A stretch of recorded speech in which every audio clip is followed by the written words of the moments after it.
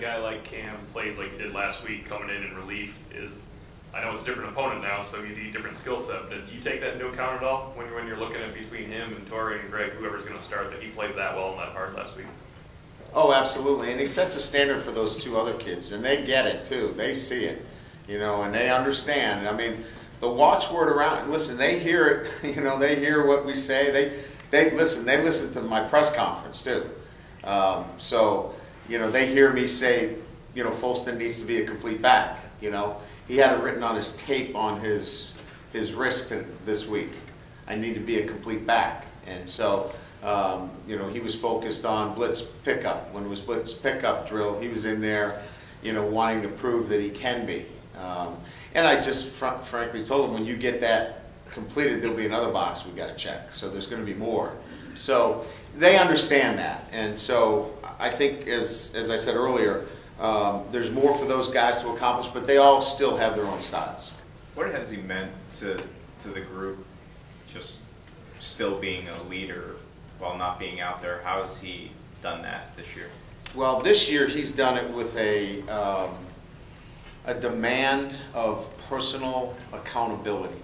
So specifically on the Unity Council, he's the guy that has really gotten that council to be a strong mover within this 2014 team. And I think I've alluded to it on a couple occasions that's why I was holding back from naming captains, because our Unity Council this year was a real strong mover, and he was that guy, And so, just things with off-field behavior and how they handle themselves, that's all, a lot of that's driven by Collinsworth.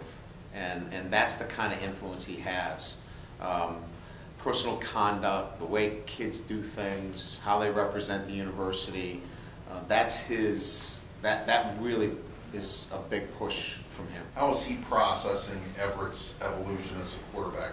Is he getting something out of that? I think, our room is such that there's no secrets in the room. When we go over things, there's not, hey, let's do this separately, Everett. We watch film together. We discuss things in that room together. So, he's hearing those conversations that, for example, Pete just asked about his progression. He's hearing all of those things. And then at practice, all that teaching, he should be absorbing all of that as well.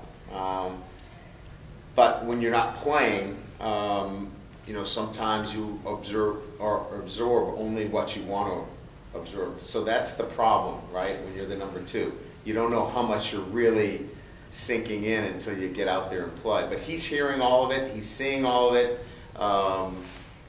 but you never know until you get into the game.